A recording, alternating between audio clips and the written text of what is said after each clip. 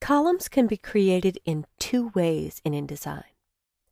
If you've already got a text box, I can click once on that text box, and up on the control panel across the top, you can locate the number 1, which will be number of columns. It'll be towards the right, but will be in a different spot depending on your screen's resolution. If I hit the up arrow, I've just created a single text box that's now in 2 columns. However, if I go to Pages and double-click on page 3, that's still in 1 column, so it would be better if I could do the entire document as 2 columns. I'll double-click back on page 2, and I'll undo that layout.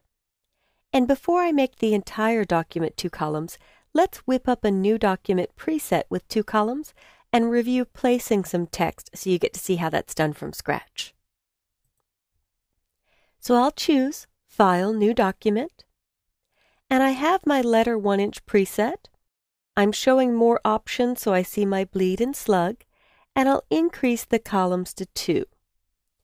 This gutter is 12 points, and points and picas don't exactly factor out to nice even numbers, but it is common that you have 12 points of gutter or space between the columns. So I'll leave it. I'm going to hit Save Preset and call this Letter 1-inch 2 column. And if it was facing pages, I would add a -F for facing at the end.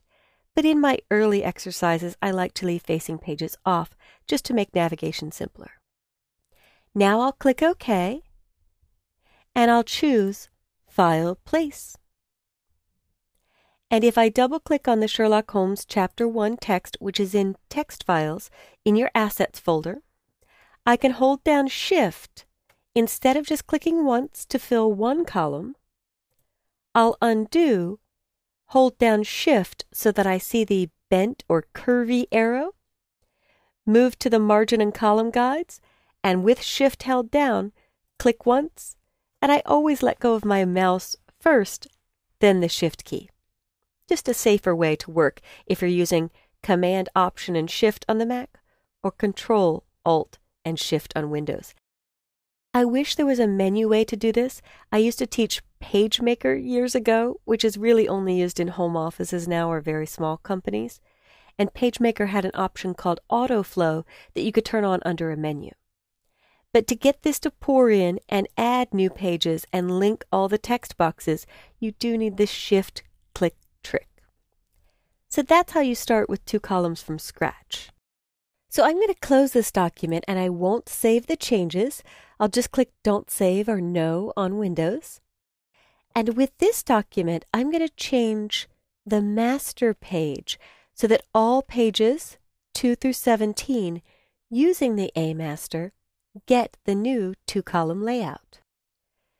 So let's go back to the master and I'll choose Layout, Margins and Columns, and make the columns 2.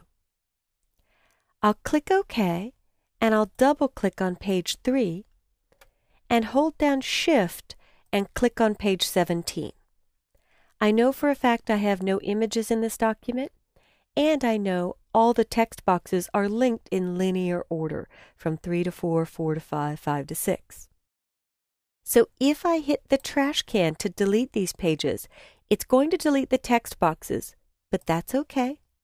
And all of the text comes back up into this original text box.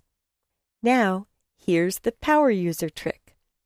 If I move to the right edge and look for the resize handle, and resize this to column 1, I could then click once on the red plus sign, hold down Shift and use my Shift-click trick to auto-flow the text, and now every new page picks up that 2-column layout.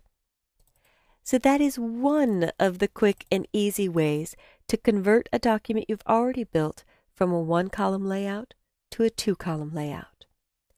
If I double-click on the cover, which is unformatted, since it wasn't based on master page A, it keeps the 1 column. But all new pages I add and page 2 is now configured for 2 columns. And one final trick. I'm going to double-click to get inside this Adventure and 1, And they added a feature in the paragraph formatting controls to InDesign CS5, I believe, and that is the ability to span columns. Now, span columns only works if you have one text box with two columns. This, as it stands on the selection tool, is two linked text boxes for the columns. So again, I'm going to click the right column, press delete, click this column, and stretch the text. And when I deleted the second box, it relinked onto the next page. It always maintains the threads or the text links as long as one box still exists that was part of the original chain or threaded text. I'll come up to my control panel and increase the columns to 2, and here is why I did that. If I double-click on Adventure 1, in the paragraph section of the control panel, I can choose to span the headline across 2 columns. And there it's centered. In fact, I'd rather do that through the style. If I look at paragraph styles, the heading 1 is now impure because I've made an override.